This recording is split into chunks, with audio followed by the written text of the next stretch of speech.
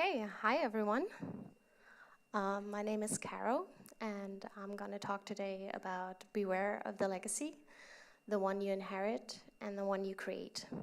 And I just wanted to let you know that I'm going to upload the slides, so don't worry if something goes by fast, you're going to have them later on.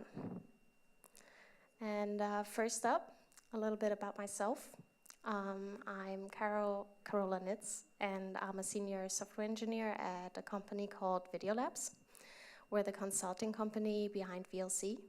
And you can find me on Twitter on _Caro_N. And I'm an iOS developer now since 2012, so 6 years. And I also worked on Apple Maps. And both of these apps, VLC and Apple Maps, have been around actually for quite a while now. And in fact, one of the oldest classes in VLC that is still in use today is from 2008. And not only are these classes old, or these code bases, but also a lot of people have worked on it over the years. And I would actually like to get a little bit of a feel of who I'm talking to. So I know it's the last talk before the lunch break, but could you do me a favor? Could you get up and engage with me a little bit? Okay, awesome. If your code base is younger than a year, please sit down. Oh, not that many people. Okay. If your code base is younger than 3 years, please sit down. A lot of people. Okay, younger than 5 years, please sit down. 7 years?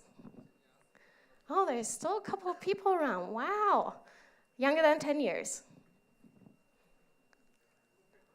Okay, someone's still standing. Okay, wow. So yeah, thank you. So the people that you've seen who are still standing, they also probably have a lot of stories to share with you. And my hugest respect, you guys know the pain. And so yeah, my motivation today for this talk is, since I worked a lot with like old code bases, there are a couple of approaches that I've learned that help me to work with grown code bases that I would like to share today. And I would like to help you create a great legacy yourself for the people that come after you. And I would also talk a little bit about common pitfalls that you might encounter with big code bases. So I've been using this term now already quite a lot, legacy code. But I was wondering at some point, what does legacy code actually mean? And I found a couple of definitions that I would like to share with you. And the first one is from George Olivetti. He said, legacy code is code maintained by an administrator that did not develop the code. So this was the first time that this term was actually used. And what it means is basically that the code is legacy code once it has changed hands. Another one from Michael C. Feathers, who wrote basically the Bible on legacy code, which is called Working Effectively with Legacy Code, is, to me, legacy code is simply code without tests. And he actually has a very, very strong opinion on this. He said, code without tests is bad code. It doesn't matter how well written it is. It doesn't matter how pretty or object-oriented or well encapsulated it is. With tests, we can change the behavior of our code quickly and verifiably. Without them, we really don't know if code is getting better or worse. And last one, code is legacy code as soon as it's written. And I hear that every time when I talk to other people. I also had this in the cab this morning when we got here. And this one strikes a chord, because it means that each and every one in this room is writing legacy code. And each one of you is dealing with legacy code. But over the years, under programmers, this term has taken on many more shades of meaning. And this is probably the image that comes to mind if we talk about it. So this phrase strikes kind of disgust in the heart of programmers. It feels like we can't move sometimes, and everything is an tangled mess, and no matter where we step, we either get stung or we get bitten. It's a pain, right? But what are actually the problems that we really face with legacy code? So let's structure this a little bit. The first one is it's complicated.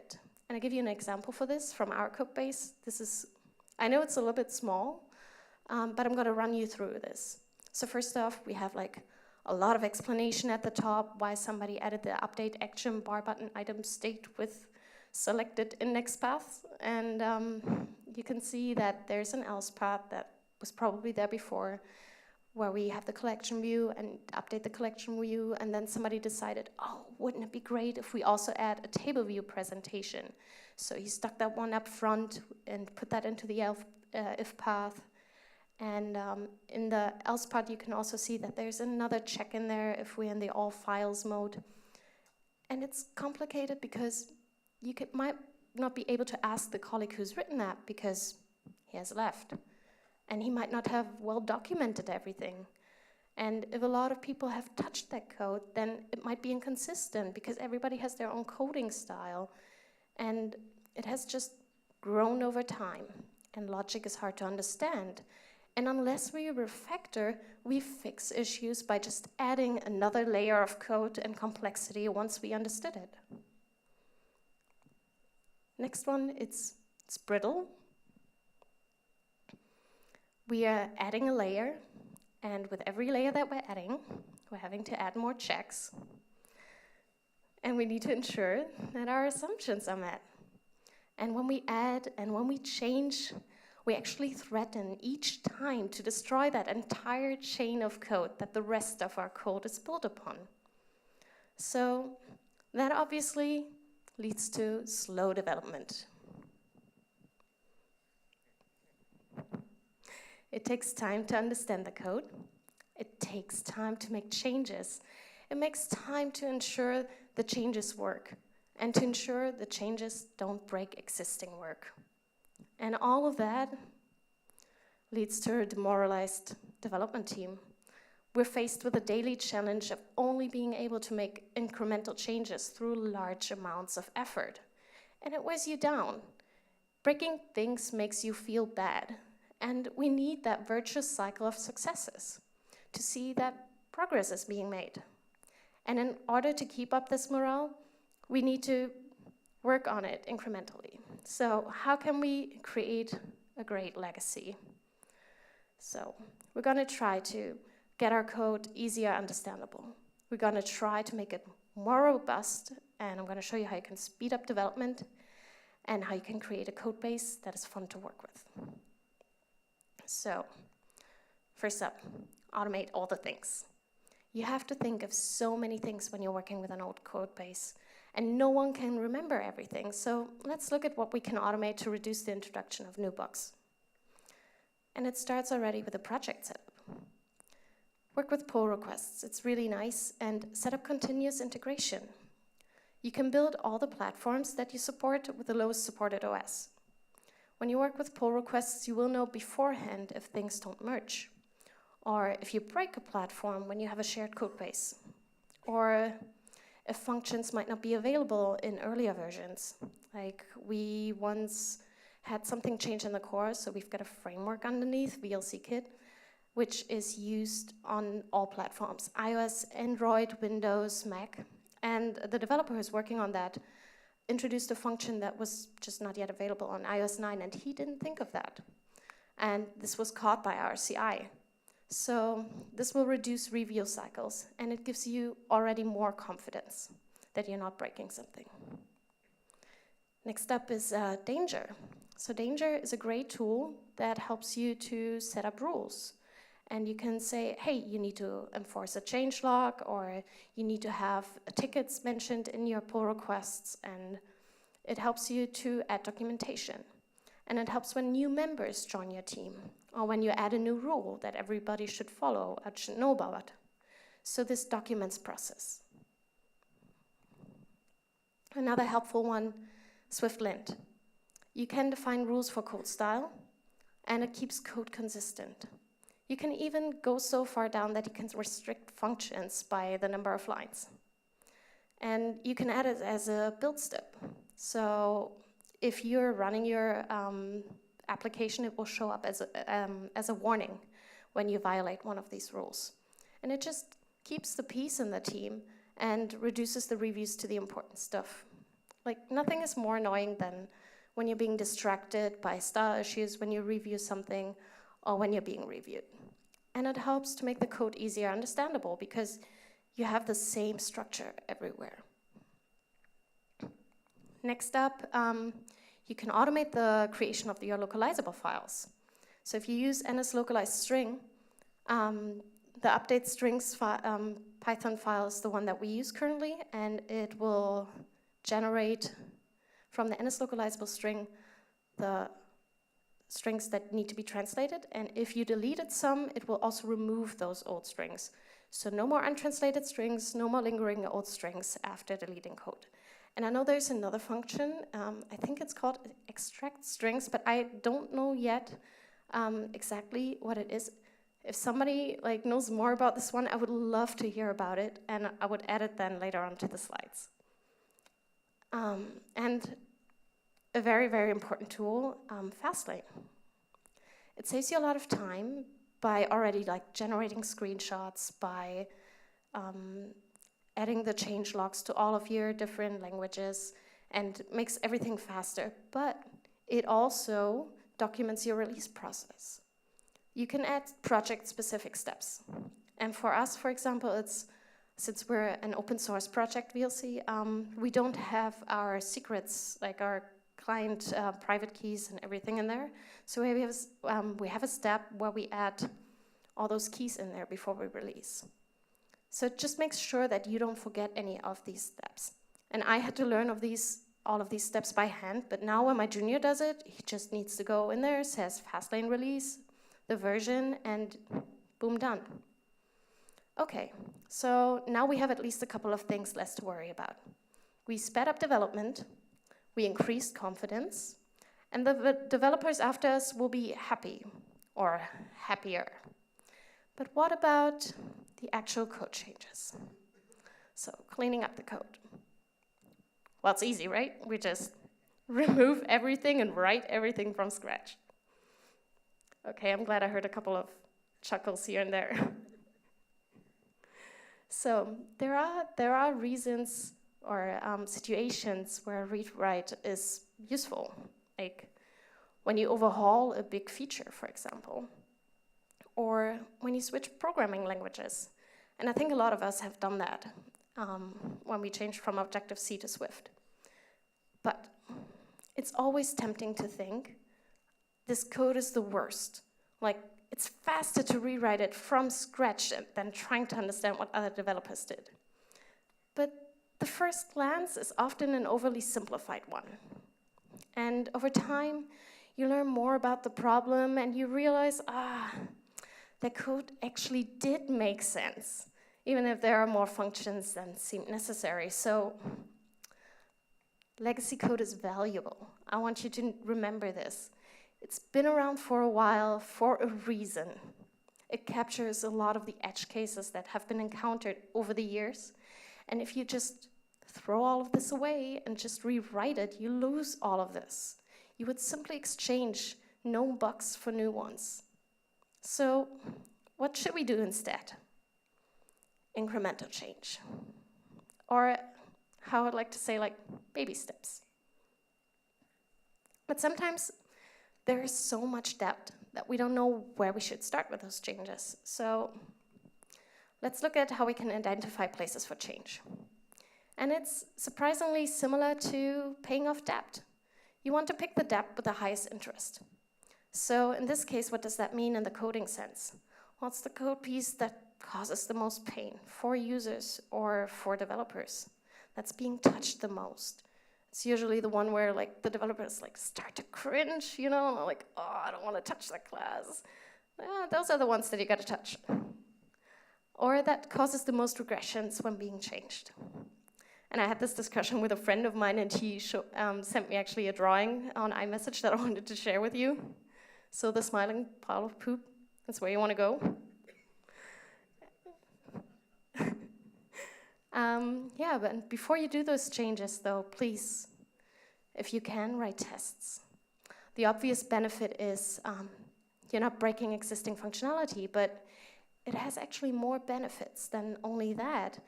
It actually makes you think about edge cases. And it gives you the confidence when you touch that code also later on. And it documents it as well. And it speeds you up because even if you have just partly tested your code, you know where not to look. And I'm not going to tell you now how to write tests. There are lots of talks about it. I know that John has a couple of those on his blog. But sometimes, you know, writing tests takes a lot of time. So if you can't do that, write a test sheet as an intermediate thing and agree with your team to go through these before every release. It raises at least the confidence to a certain level. You know, it gives you a basic safety net. And it also defines basic test cases that later can be used for function tests. And it also covers cases that are not easily to test in code. So, and also, if your team actually agreed on that, which is always important, if you make any changes to your process and to your development, you need to get your team on board. But if you say, okay, we're going to go through these before releases, some developers will be annoyed at some point and they're going to start like automating it because we're all lazy, right? But you know, even then, you're sometimes going to say, ain't nobody got time for that. I can't just spend months getting everything under tests or writing this test sheet. And my boss comes around the corner and he asks for this new feature by 5 p.m. today, so now what? You know you can make those changes quickly in line, but how do you add features without piling on more code onto the old code base and without breaking old functionality? So let's talk about adding a feature. So one method that I learned about was the so-called Sprout method, or Sprout class. So basically what it does is you add new code in methods, you pass in the needed parameters, and you return what needs to be returned. So how would that look like? So remember this code that I had in the beginning? So what we now have is still the collection view, the old code before in the if part. But let's imagine we now have to add the table view to it. So we just have the class update view for table view if needed, and a check that if we're using that table view to not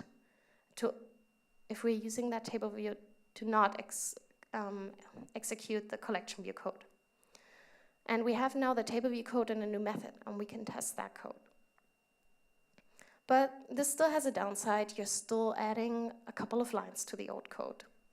So if you don't want to do that, there's another method called the rep method, or rep class.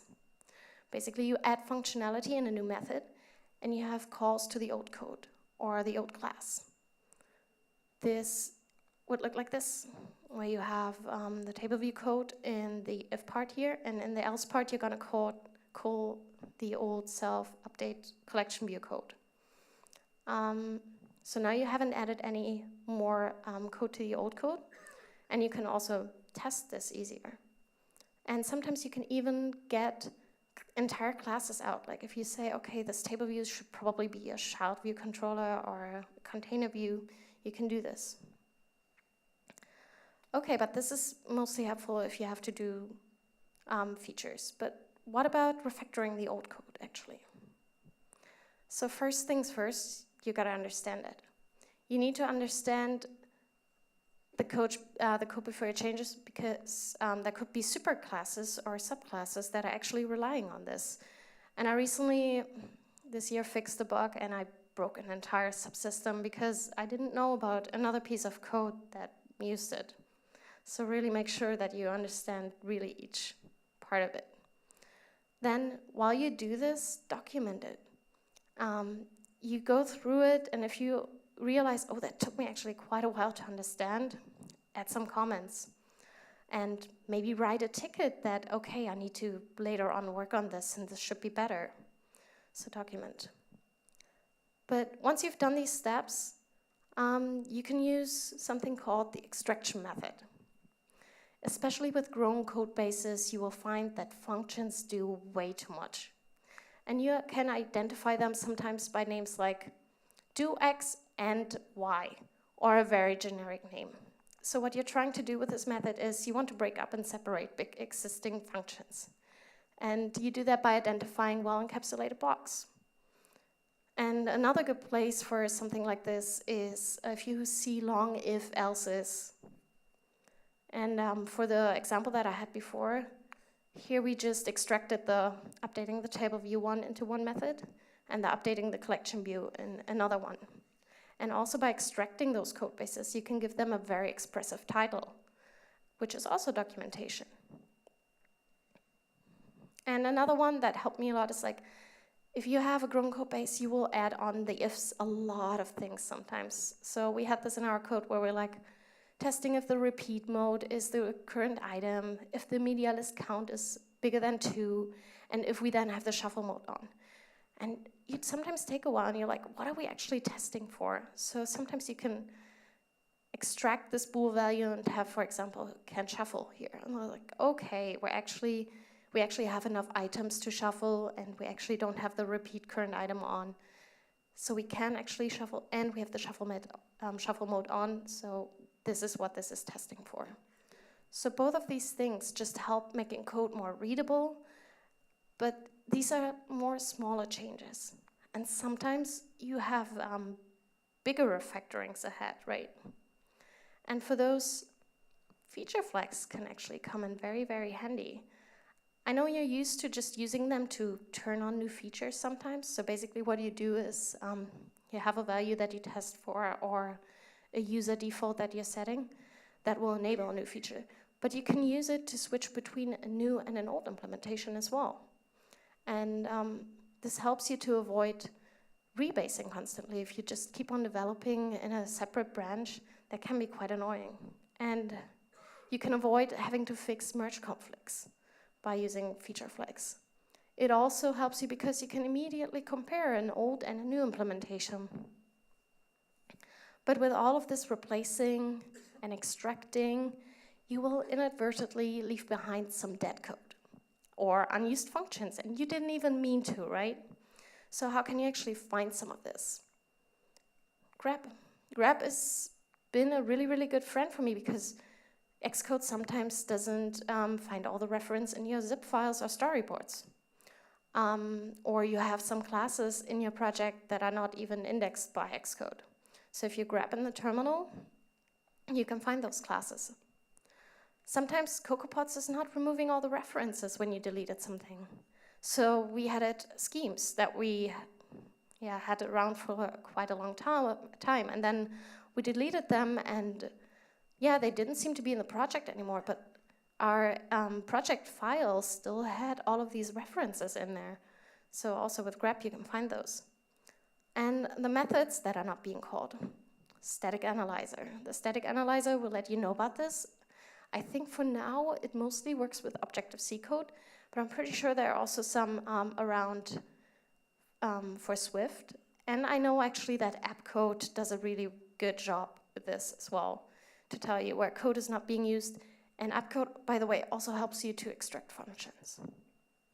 So,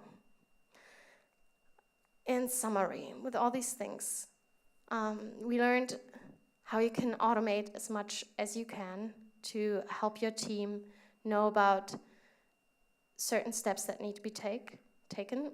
We learned how we can incrementally add tests and how we can add features without piling onto the old code. And we learned how we can refactor step by step without throwing away everything at once. And with all of these things, I would like to give you actually one more advice. Whoop. Have patience. When you work with an old code base, it's a lot about building good habits. And it will take longer than you initially think. But if you keep on going, you will one day look back and you see all the change that you have created. And these are the resources that I used. Working Effectively with Legacy Code is a book that I would really recommend. I learned a hell of a lot from it. Another one is Beyond Legacy Code and Refactoring by Ken Bent and Martin Fowler. That's also, I think, one of the classic ones. And Samuel Mullen, Legacy Isn't a Bad Word. And another one from 2013 by Chris Eidhove, I think. Lighter view controllers. It tells you how you can actually extract data sources or other functionality into different classes. So, Yeah, thank you.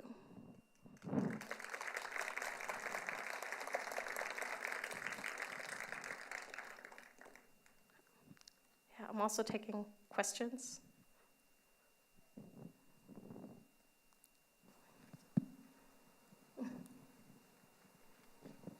Sorry, I totally got you there.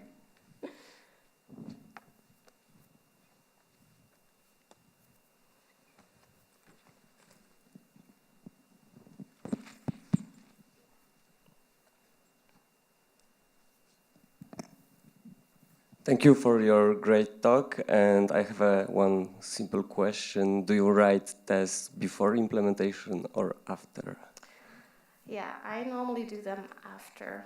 I know this is not how you should do it. I think test-driven development is actually really, really good. But we do sometimes also have tests that are failing, and we're sometimes disabling them, writing a ticket for this, that this really needs to be fixed, and then fixing it later on. So it depends sometimes. Thank you.